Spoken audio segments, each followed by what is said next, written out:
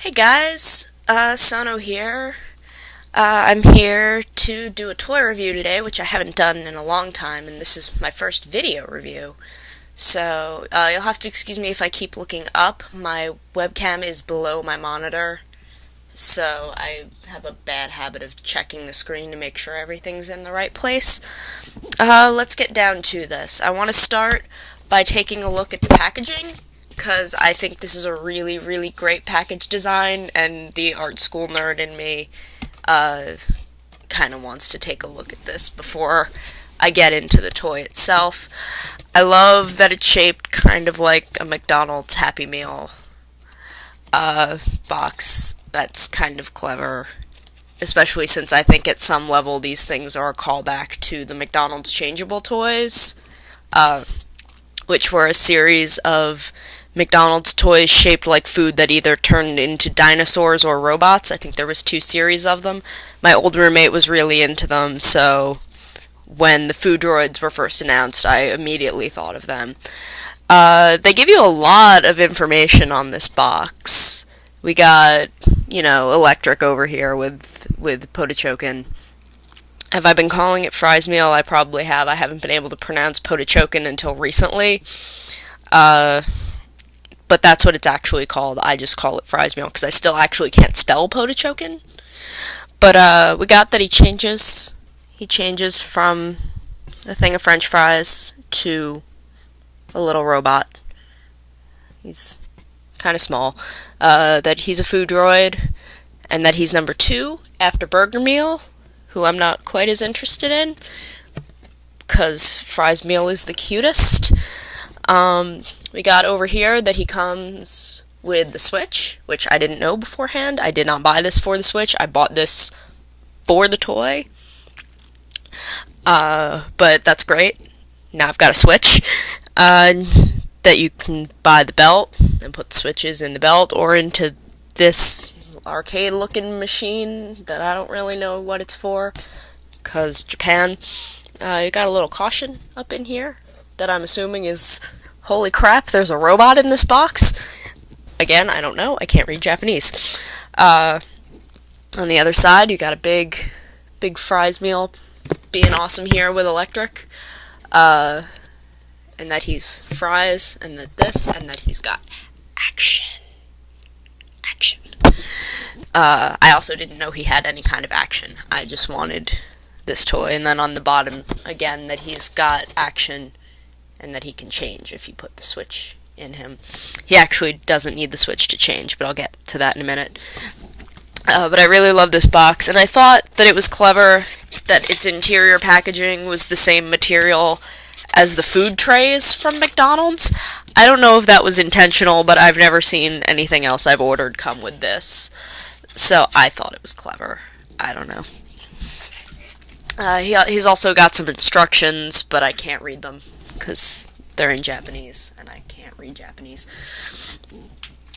So on to Potechokin itself, which, straight up container of fries, but it's got a little icon here showing. And he's actually really, really easy to change. You just flip his eyes up and then flip his hands up. His hands can go out or they can go in, so you can do kind of a good variety of gestures with him. He can be excited.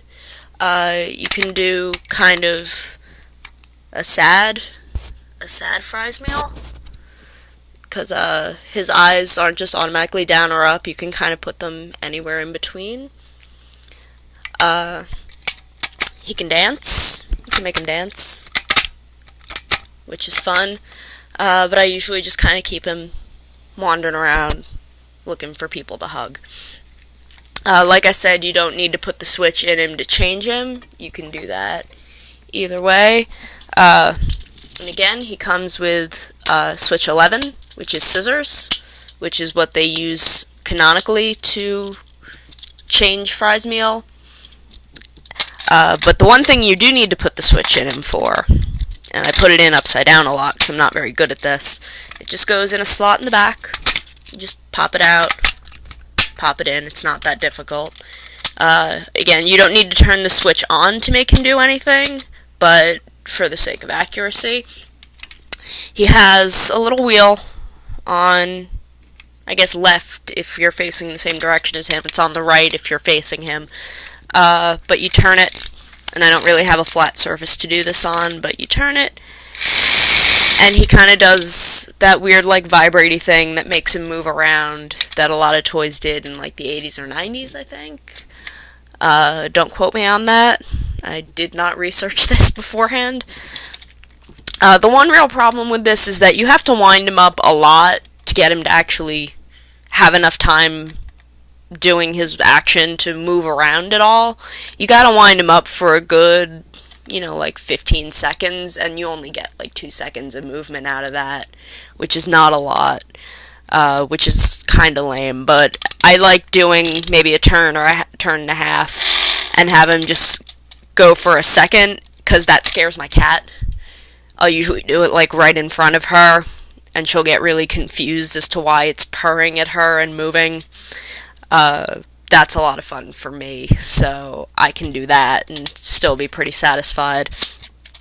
He changes back really easy, just put his arms in the middle position, flip his eyes up, and he's back to being something that resembles a container of French fries, though is obviously not actually one.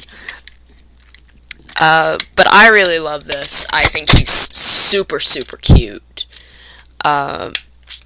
He's really cute. He's very, as far as I can see, he's very, very accurate. There's a lot of details. He's got little vents in his fries up in here, a little attachments for his fries. He's got a lot of exposed screws, like on the insides of his hands, on his face, in the back, but they don't really bother me all that much. I mean, he's a robot. He's gonna have some screws in him. So, it doesn't bother me all that much. I think he's still pretty awesome, pretty cute. He's got some metallic paint on his eyes that is really cool. I think he's very well done. I really, really love him. I'd be willing to buy other Foodroids based entirely on this. So, that's really all I've got to say. There's not much more to say about him, but I love him a whole lot. I think he's really, really great. If you want a Foodroid, go for this one.